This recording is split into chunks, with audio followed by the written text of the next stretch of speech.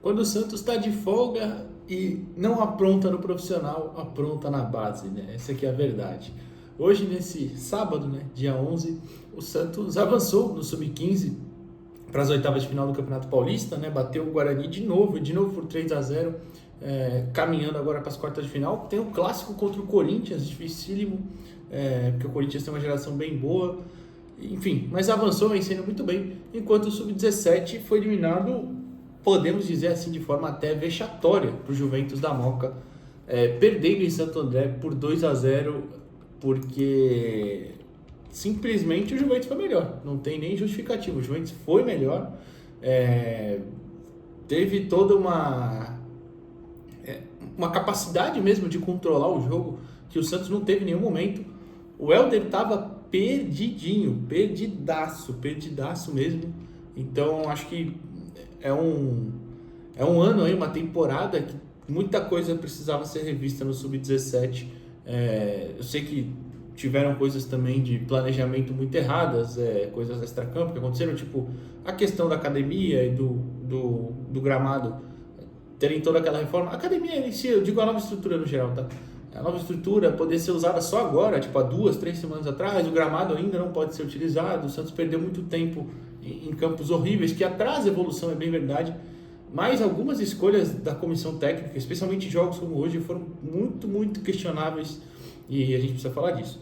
Então, antes só deixa o like aqui no vídeo, tá? Se inscreve no canal, dá essa moral aí pra gente, se quiser se tornar membro também, fique à vontade. Hoje de manhã teve uma collab, a primeira collab, sabia? Aqui no canal, tipo o Instagram mesmo assim.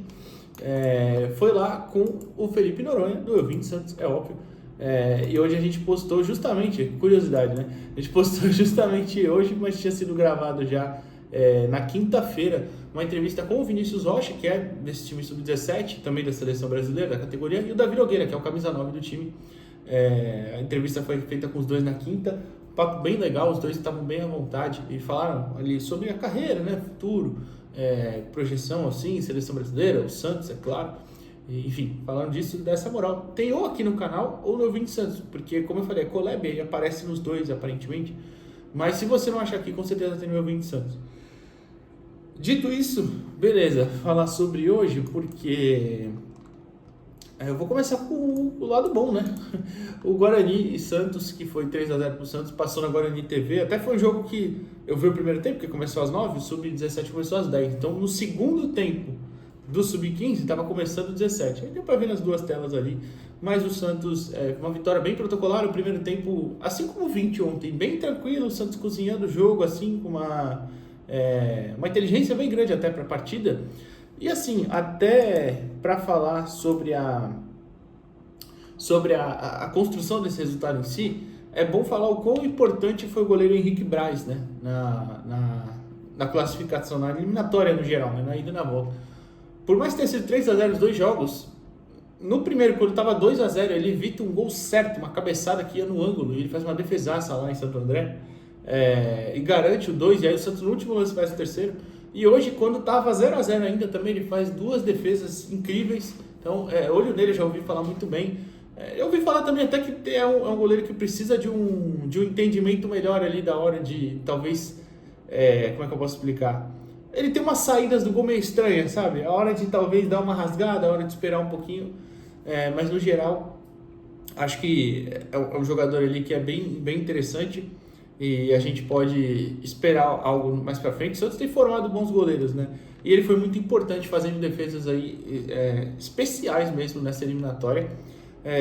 Um outro que eu até falei hoje ele não foi tão bem, mas eu esqueci de falar semana passada quando eu falei do 15 e eu achei justo falar hoje. O lateral direito João Gambis, eu acho que se fala assim, tá? Gambis.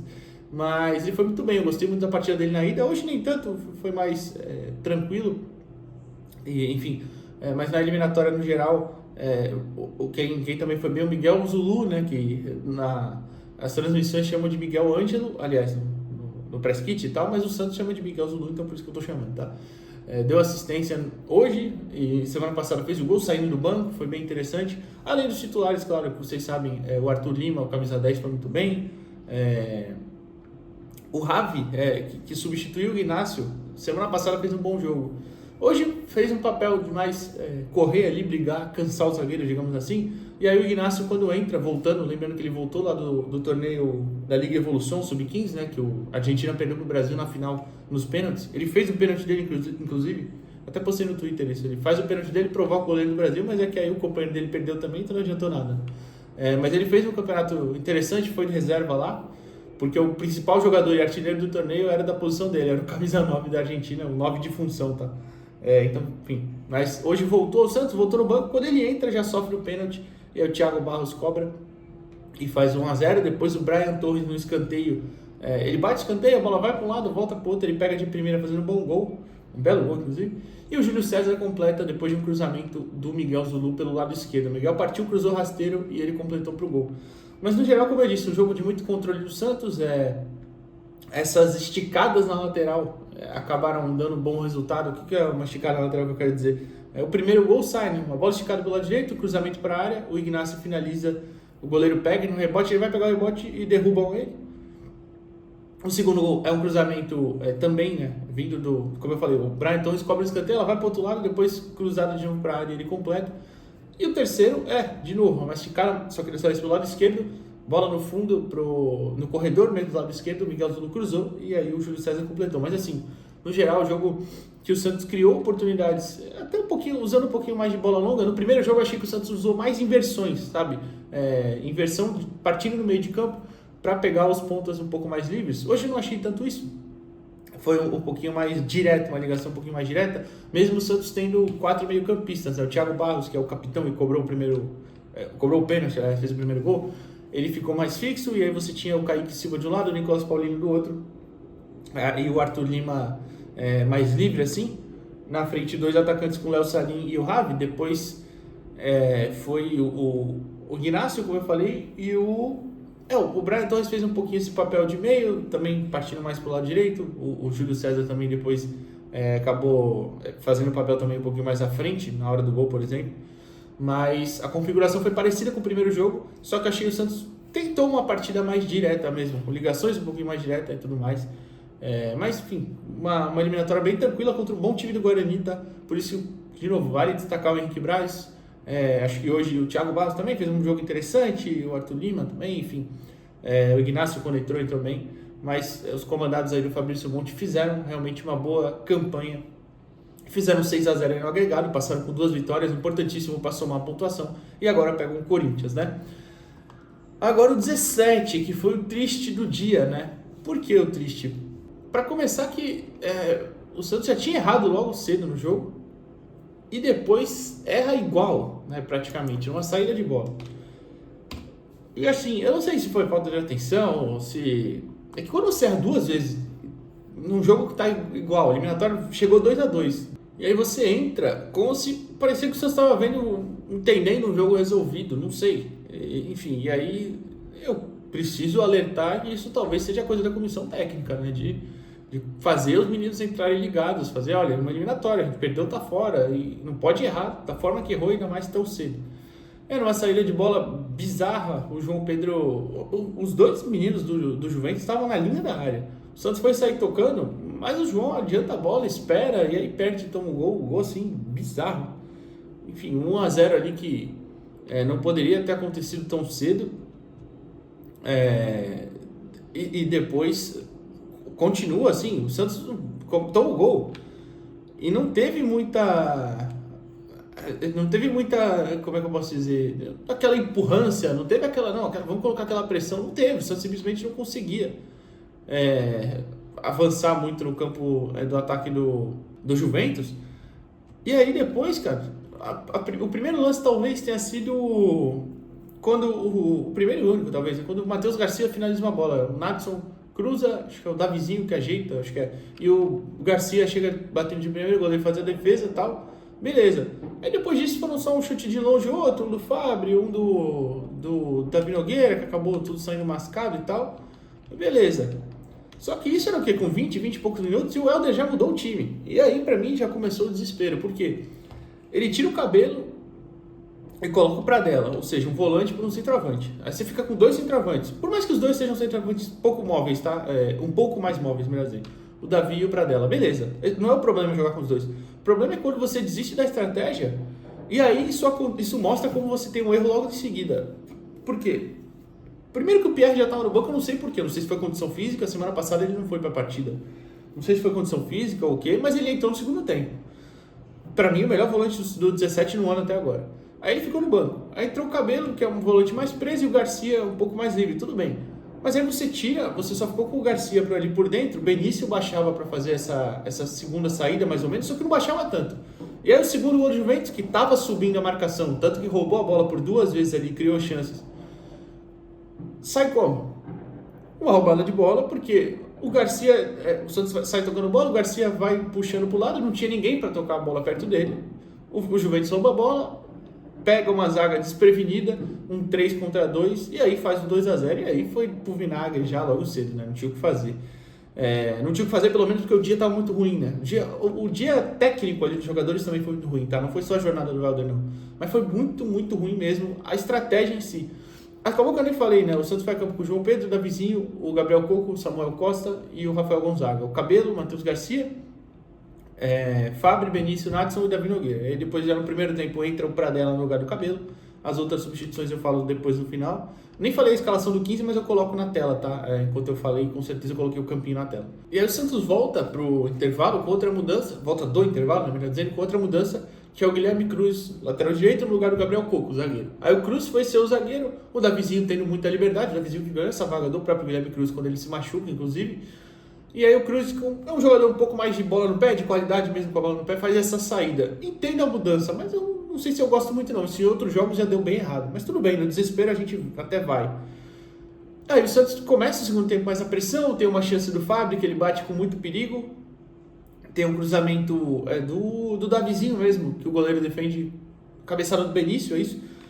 E só. Aí o Santos tem 20 minutos de um completo nada. Absolutamente nada mesmo. E aí tinha muita dificuldade em colocar essa bola no chão e fazer ela chegar no ataque. Então, por mais que tivesse essa qualidade ali na zaga, que era o primeiro jogador, por dentro me parecia o Garcia muito sozinho no setor. O Davizinho não estava tendo um bom dia pelo lado direito, então ele não era esse escape que costuma ser. Do lado esquerdo, o Rafa Gonzaga, por instrução, eu acho que ficou muito mais preso, que eu acho um erro. Para mim, ele tem que fazer essa construção e ser mais livre para subir. Tanto que o Nadson, talvez fosse o único que tivesse um dia tecnicamente bem, buscando o jogo. Ou se não bem, mas pelo menos buscando mais o jogo mesmo. Pelo lado esquerdo, era o único que fazia alguma coisa, tentava fazer alguma coisa, não, nada muito efetivo. E aí, de novo, o Helder, eu achei muito perdido. Fez algumas trocas ali. Tirou o Davizinho e o Garcia, colocou o Samuel PR e o Davi Damasio. O Davi Damasio entrou muito mal também. Depois passa um tempo, não mudou muita coisa, aí fazem levas, né? Sai o Benício, o Davi Nogueira e o Nadson, entra o Vinícius Rocha, o Evandro e o Ian Vicentinho. Aí não mudou muita coisa também. O Santos depois começou a abrir muito o time e cruzar a bola na área, o que eu não entendi, porque você tinha de centroavante, tinha 2 centroavantes, beleza, o Pradella e o Vicentini. Mas essa bola não estava chegando nem antes. Por que jogar na área de qualquer jeito? Então, se você ia fazer isso, por que tirar o Davi? Deixava o Davi Nogueira junto, enfim. E eu não tiraria o Nadson de forma alguma. Acho que é um jogador que não pode sair de jeito nenhum. E aí a única chance depois disso foi uma do próprio Ian Vicentini, cruzamento do Vinícius Rocha, muito bem batido, o escanteio, né? O Ian cabeceia na trave, mas foi só. E aí o Santos completamente pior, né? Perdido e pior do que foi o Juventus. O Juventus mereceu passar, de verdade mesmo. E o Santos faz um ano muito abaixo aí no Sub-17. Eu tô falando isso porque... Claro que é uma análise do jogo, tá? Por favor, não peguem rating, quem foi mal, não jogou nada. Não, até porque o time inteiro não foi mal, aqui alguns realmente tiveram umas partidas bem abaixo. Mas a jornada do técnico Helder Campos foi bem ruim. Algumas já haviam sido assim no Brasileiro. Acho que foi um ano muito abaixo de tudo que se esperava no Brasileiro, eliminado na primeira fase, no Paulista nas oitavas. Para mim, time grande tem a obrigação de chegar nas quartas, pelo menos no Paulista, sempre. Então, não conseguiu chegar, e aí, eliminado cedo no Brasileiro, Copa do Brasil também, né, que o Santos era o atual campeão paulista, vai para a Copa do Brasil, passa só na primeira fase do Juventude, cai para o Inter. Tudo bem que ali é mata-mata direto, né, mas, assim, foi muito longe. Acho que precisa ser feita uma revisão aí legal para o ano que vem. Alguns jogadores estavam no último ano, né? Provavelmente o Santos vai ter competições não oficiais, tá, ainda, mas alguns jogadores ali, o Davi Nogueira estava no primeiro ano, o próprio Vinícius Rocha, quem mais que eu posso lembrar aqui? Acho que o Ian Vicentini também está no primeiro ano, é um jogador que talvez ganhe um pouquinho de espaço mais no ano que vem. Mas enfim, alguns ali no primeiro ano, outros já no último ano de sub-17, Rafael Gonzaga, João Pedro, peças importantes que vão subir agora para o 20. Então precisa ser dado uma atenção aí, porque tem talento ali, cara, tem talento, de verdade, tem muito jogador bom.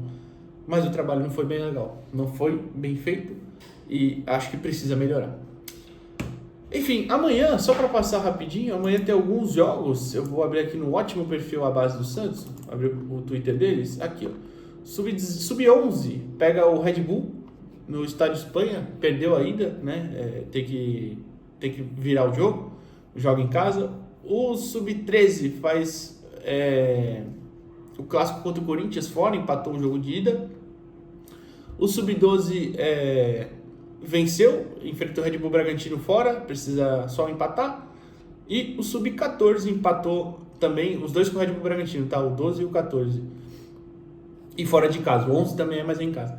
O 12 venceu a ida e pode empatar a volta, né? O 14 empatou a ida, precisa vencer ou empatar e avançar nos pênaltis, tá? Então, fim de semana aí, tudo de oitavas de final, tá? Então, é bom o Santos avançar aí, seria bem interessante. É isso. Deixa o like aqui no vídeo, se inscreve no canal e até a próxima. A próxima amanhã. Valeu.